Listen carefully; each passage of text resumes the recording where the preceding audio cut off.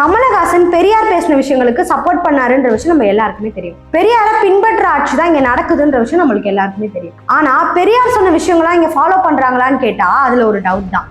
அதை பத்தி தெரிஞ்சுக்க இந்த வீடியோவை ஸ்கிப் பண்ணாம ஃபுல்லா பாருங்க. நிர்மலா சீதாராமன் மார்ச் 2025 எப்போ பார்லிமெண்ட்ல ஒரு விஷயத்த சொல்றாங்க. அது என்னன்னா, தமிழ் வந்து பிச்சை எடுக்க கூட உதவாது, தமிழ் படிக்கிறவங்க எல்லாம் காட்டு மிராண்டி தான் அப்படின்னு சொல்லிட்டு பெரியார் சொன்னாரு. ஆனா பெரியாரை தான் நீங்க வந்து கொள்கை தலைவரா எடுத்து பண்ணிட்டு இருக்கீங்க அப்படின்ற மாதிரி ஒரு விஷயத்த சொல்றாங்க. தமிழ் படித்தால் பிச்சை கூட கிடைக்காது. அதுக்கு கமலஹாசன் என்ன பதிலடி கொடுத்திருக்காருன்னா, தமிழ் பிச்சை எடுக்க கூட உதவாதுன்னு நீங்க எப்படி சொல்வீங்க? தமிழ் படிக்கிறவங்க எல்லாம் காட்டு மிராண்டியா மட்டும் இருப்பாங்க, நீங்க எப்படி சொல்ல முடியும்? தமிழை நாங்க எந்த காரணத்துக்காகவும் விட்டு கொடுக்க மாட்டோம், தமிழையும் என் ஓட்டையும் நான் யாருக்கும் விட்டு கொடுக்க மாட்டேன், யாருக்காகவும் விட மாட்டேன் அப்படின்ற மாதிரி சொல்லியிருக்காரு. தமிழ் பிச்சை எடுக்க கூட உதவாதா? ஓரளவு உண்மைதான். ஒரு தெற்கத்தி அறிவுரை தந்தாய், தமக்கென உங்கள் நீதியை திரட்ட ஆங்கிலத்தில் இந்தியில் பிச்சை எடுக்கலாமே. தமிழ் பிச்சை எடுக்க உதவாது, திருடவும் உதவாது. தமிழன் பிச்சை எடுக்க மாட்டான், அதுவும் உங்கள் பிச்சையை ஏற்கவே மாட்டான். தங்கச்சி, ஓட்டையும் நாட்டையும் இந்த கமலஹாசன் விற்கவே மாட்டான். இதை பார்த்து சில பேர் என்ன சொல்றாங்கன்னா, கமலஹாசன் ஏன் சம்பந்தமே இல்லாம நிர்மலா சீதாராமனை பார்த்து இப்படி பேசினாரு? பெரியார் சொன்னேன்னு தானே அவங்க சொல்லியிருக்காங்க. எதுவுமே பார்க்காம ஃபர்ஸ்ட் லாஸ்ட் எல்லாம் பார்க்காம நடுவில் இருக்க கண்டென்ட்டை மட்டும் பார்த்துட்டு வந்து பேசுறாரு இவரு.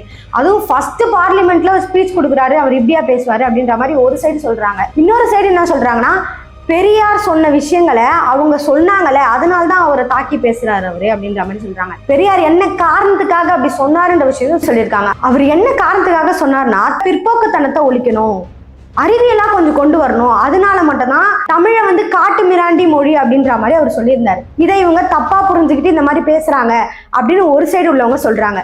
இன்னொரு சைடு கமலஹாசன் பெரியாரை தான் தாக்கி பேசினார் போல அப்படின்னு இன்னொரு சைடு அவரை ட்ரோல் பண்ணிட்டே இருக்காங்க. பெரியாரை பின்பற்றி தான் இந்த ஆட்சி நடக்குது, ஆனா பெரியார் சொன்ன விஷயங்கள்லாம் இந்த ஆட்சி நடக்குதான்னு கேட்டா அதுதான் இல்ல. இப்போ நம்ம தமிழகத்திலேயே திருநெல்வேலி மாவட்டத்துல ஒரு பொண்ணை ஆணவ கொலை பண்ணாதான் சொல்லப்படுது. அவங்களுக்கு இன்னைக்குதான் கல்யாணம் பண்றதா முடிவும் பண்ணியிருக்காங்க. ஆனா நேத்தே அவங்க சூசைட் பண்ணி இறந்துட்டதா சொல்றாங்க. ஏன் அவங்க சூசைட் பண்ணாங்க அப்படின்ற விஷயம் பல பேருக்கு தெரியல. அதுல பாதி பேர் என்ன கருத்து சொல்றாங்கன்னா, அவங்க அம்மாவும் அவங்க மாமாவும் சேர்ந்து அவங்களை ஆணவ கொலை பண்ணிட்டாங்க அப்படின்னு பாதி பேர் சொல்றாங்க. பாதி பேர் என்ன சொல்றாங்கன்னா, அவங்க சூசைட் பண்ணிக்கிட்டாங்க அப்படின்ற மாதிரி சொல்றாங்க. நாளைக்கு கல்யாணத்தை வச்சுக்கிட்டு, அதுவும் லவ் பண்ண பையன் கூட கல்யாணம் நடக்கும் போது அந்த பொண்ணு ஏன் சூசைட் பண்ணணும்? சரி, கேஸ்ட்டை வச்சுதான் பிரச்சனை பண்றாங்கன்னு பார்த்தா ஒரு பொண்ணே இன்னொரு பொண்ணுக்கு எதிரியா இருக்கா மாதிரி நடந்திருக்கு ஒரு விஷயம். திருவாரூர் மாவட்டத்துல பள்ளி மாணவிகள்லாம் பஸ்ஸுக்காக வெயிட் பண்ணிட்டு இருந்திருக்காங்க ஸ்கூலுக்கு போகிறதுக்காக. அங்க 3 பசங்க என்ன பண்ணிருக்காங்க, குடிச்சிட்டு வந்து அந்த பொண்ணுங்கிட்ட தப்பா பேசியிருக்கானுங்க. இந்த பொண்ணுங்களும் சண்டை போட்டிருக்காங்க. அந்த 3 பசங்களோட சித்தி என்ன பண்ணிருக்காங்கன்னா, ரோட்ல வந்து இறங்கி நின்று அந்த பொண்ணுங்கள்லாம் தப்பா பேசியிருக்காங்க, தகாத வார்த்தையில பேசியிருக்காங்க. இதை பார்த்த பெற்றோரும் பொதுமக்களும் என்ன பண்றாங்கன்னா, ரோட்லயே மறியல் பண்றாங்க. மறியல் பண்ணி அங்க போலீஸ்லாம் வராங்க. போலீஸ் வந்து அந்த லேடியும் அரெஸ்ட் பண்றாங்க. இப்படிதான் நம்ம தமிழகத்துல தொடர்ந்து நடந்துட்டு இருக்கு. இது மட்டும் இல்லாம எடப்பாடி பழனிசாமி நேற்று பிரஸ் மீட்ல தேர்தல் வாக்குறுதியை கொடுத்திருக்காரு, திமுக பத்தியும் பேசியிருக்காரு. அந்த வீடியோ போய் பார்த்துட்டு வந்துருங்க. ஏற்கனவே தமிழகத்தில் தலை குடிஞ்சு போச்சு, எங்க தலை நிமிர்ந்தே இருக்குது, தலை தொங்கி போச்சு, நிமிர்ந்தல தலை தொங்கி காட்சி அளித்து கொண்டிருக்குது. உங்க ஊடகத்திலையும் பத்திரிகைகளும் பாருங்க, நாள்தோறும் செய்தி, பாலியல் வன்கொடுமை நடக்காத நாளே இல்லை. அண்மையில் வட மாநில தொழிலாளர்கள், அந்த குடும்பத்தை சேர்ந்தவர்கள் இன்றைக்கு 3 பேர், குழந்தை, ஒரு பெண், ஒரு ஆண், 3 பேர் இறந்திருக்கிறாங்க. அதோட நந்தனம் அரசு கலைக்கல்லூரியில் அங்கே வந்து ஒரு கேண்டீனில் வேலை செய்கிற ஒரு பெண்மணியை, அங்கே இருக்கின்ற கேண்டீன் முதலாளி மற்றவருடைய நண்பர்கள் பல பேர் பாலியல் வன்கொடுமை செஞ்சு இன்றைக்கு தமிழகம் ஒரு மோசமான நிலைக்கு தள்ளப்பட்டுக்கிட்டது. இதைத்தான் நான் சொன்னேன், தலை நிமிர்ந்து இல்லை, தலை குனிஞ்சு போய் தொங்கி போயிடுச்சு. ஊடக நண்பர்கள், பத்திரிகை நண்பர்கள் எங்களை எல்லாம் எப்படி கிண்டல் கேள்வி சொன்னீங்க, இப்போ நீங்களே அந்த கேள்வி கேட்டீங்க. 2 மாதத்துக்கு முன்பு இதே திரு ஸ்டாலின் அவர்களும் அவருடைய கட்சியை சேர்ந்தவர்கள்லாம் சில அறிவிப்புகளை வெளியிட்டாங்க, ஊடகத்திலையும் பத்திரிகையில் வந்தது. எடப்பாடி பழனிசாமி கடையை விரிச்சு வச்சுக்கிட்டு இருக்காரு, அங்கே யாருமே கூட்டணிக்கு போகல அப்படின்னு சொல்லிட்டு இருந்த காலம் போய் இப்பொழுது அனைத்து இந்திய அண்ணா திராவிட முன்னேற்ற கழகங்களையும் தேசிய ஜனநாயக கூட்டணியும் ஒரு பலம் வாய்ந்த கூட்டணியை அமைச்சாச்சு.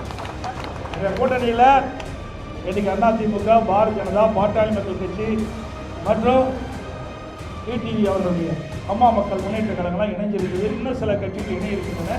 ஏற்கனவே தேசிய ஜனநாயக கூட்டணியில் பல கட்சிகள் இருக்கின்றது. இப்பொழுது தமிழகத்தில் கூட்டணி என்று சொன்னால் அனைத்து இந்திய அண்ணா திராவிட முன்னேற்ற கழக தலைமையில் அமைக்கப்பட்ட கூட்டணி தேசிய ஜனநாயக கூட்டணியோடு அங்கமைக்கின்ற எங்களுடைய கூட்டணி தான் பலம் வாய்ந்த கூட்டணி.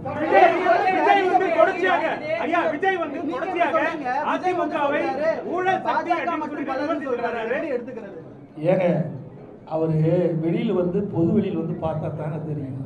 பொது வெளியிலே வரல. 72 நாள் கழிச்சு தான் ஒரு சம்பவம் நடந்து போச்சு. அந்த சம்பவத்தொட்டி 72 நாட்கள் ஒரு கட்சி தலைவரே வெளியே வரல. நாட்டில் என்ன நடக்குதுன்னு தெரியல. எந்தெந்த கட்சியோட கூட்டணி இருக்குன்னு தெரியல. எந்த கட்சி தேர்தலில் தலைமை தாங்கன்னு தெரியல. அதை வச்சே நாங்கள் என்ன செய்யுது? அவருக்கு ஒன்றுமே தெரியாத போது எங்களை கேள்வி கேட்டால் அவர்கிட்ட போய் கேள்வி கேளுங்க. எங்களுடைய கூட்டணியுடைய வேட்பாளர் இபிஎஸ் தெளிவுபடுத்தியாச்சு. முதலமைச்சர் வேட்பாளர் இபிஎஸ்ன்னு. இது அவர் டிவியில் பார்க்கல, தொலைக்காட்சியில் பார்க்கல, பார்க்கறதுக்கு நேரம் இல்லை, மக்களை பார்க்கறதும் இல்லை, தொலைக்காட்சியில் பார்த்து தெரிஞ்சுக்கல. ஒன்றுமே தெரியாததை வச்சு எங்கிட்ட கேள்வி கேட்கணும். புரியுதுங்களா? தெரிஞ்சிருந்தா பரவாயில்ல. ஒரு கட்சியுடைய தலைவர் எல்லாம் தெரிஞ்சிருக்க வேணும். அறியாம பேசிட்டு இருக்காரு. நாட்டில் நடக்கிற நிலவரம் என்னன்னே தெரியல. இப்படி ஒரு தடவையாவது இப்படி பிரஸ் மீட் காட்ட சொல்லுங்க, புரிஞ்சுக்கிட்டோம். நாட்டில் உங்களை போல் இருக்கிற நிருபர்கள் கேட்கின்ற கேள்விக்கு பதில் சொன்னா தான் வெளியில் என்ன நடக்குதுன்னா அவர் புரிஞ்சுக்கிட்டோம். சார் ஊழல்னா என்னன்னு எனக்கு தெரியலையே. ஊழல் சக்தினா என்ன? யார் குறிப்பிட்டு சொல்கிறாரு?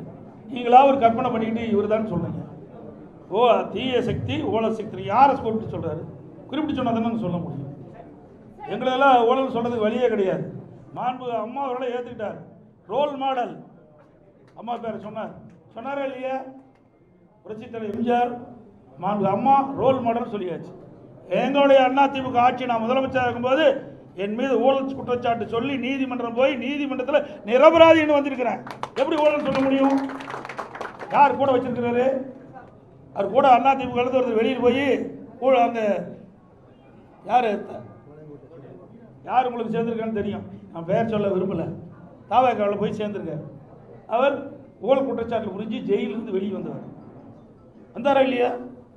அப்போ யாரோட கூட்டணி வச்சிருக்காரு? ஆக எங்களை குறிப்பிட்டு சொன்னால் அதுக்கு உண்டான பதில் நாங்கள் தெளிவாக சொல்லுவோம்.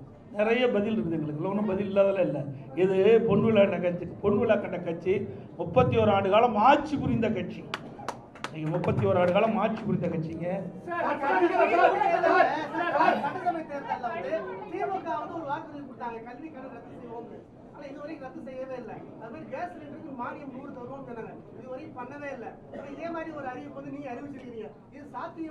நாங்கள் சாத்தியமா இருக்கிற காரணத்துல தான் அறிவிக்கிறேங்க. இதை நீங்க கேட்குற கேள்வி அங்கே கேட்கணும். யாரும் கேட்கவே மாட்டேங்கிறீங்க. நானும் பல தடவை பார்க்குறேன். தொலைக்காட்சியில் வரலாம்.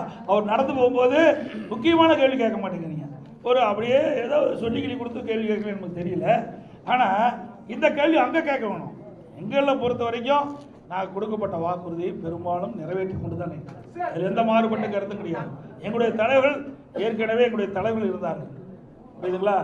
எனக்கு மாண்பு அம்மா இருந்தாங்க, புரட்சித் தலைவர் எம்ஜிஆர் இருந்தாங்க. சொன்னது கொடுக்கப்பட்ட வாக்குறுதியை செயல்படுத்துகிறோம். மக்கள் நன்மை கிடைக்கக்கூடிய திட்டங்களையும் நாங்கள் அறிவிச்சாங்க. இதை பத்தி நீங்க என்ன நினைக்கிறீங்கன்றத கமெண்ட்ல சொல்லிடுங்க. சிகப்பு நாடால இருந்து நான் தான் உங்க திவ்யா.